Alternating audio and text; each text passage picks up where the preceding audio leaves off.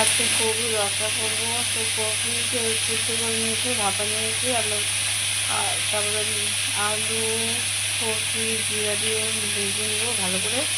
ওখানে মশলা রেখেছি, জিরা লঙ্কা বেটে নিয়েছি। এদিকে আছে জিরা তেজপাতাগুলো ভাজিয়ে রাখছি, এগুলো লাস্টে দেবো। তোমাদের দেখাবো কীভাবে রান্না করবো। কপিটা ভাজা ভাজা হয়ে গেছে, তারপরে এখন হলুদ লবণ দিয়ে দেবো।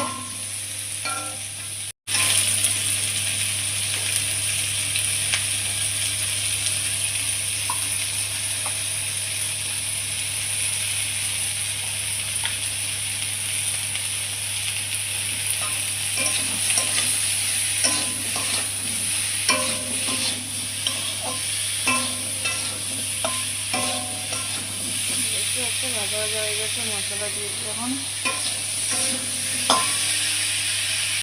মশলা দিয়ে দেবো।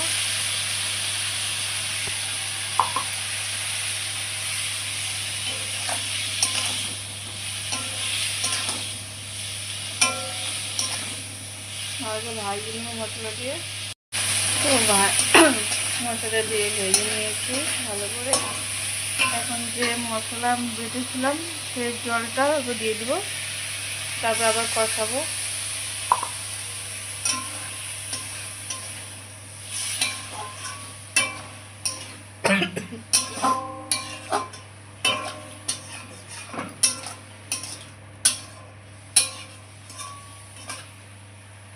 তারপর কষো, তারপরে আবার জল দিব।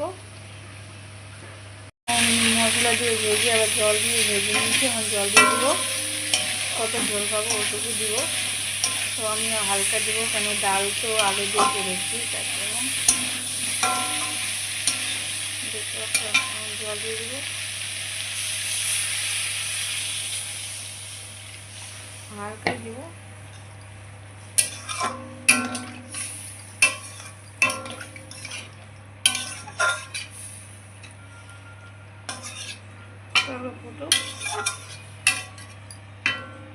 তারপরে ভাজা রাখা জিরা আর তেজপাতাটাও বেটে রাখছিলাম, সেটা বেটে রাখছি, নামানোর টাইমে দিব।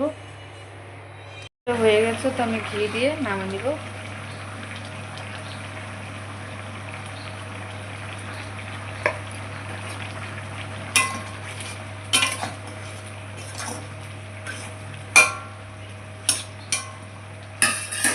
তোমাদের ফুলকপির রসা রেডি। যদি ভালো লাগে অবশ্যই লাইক করুন, শেয়ার করবে। টাটা।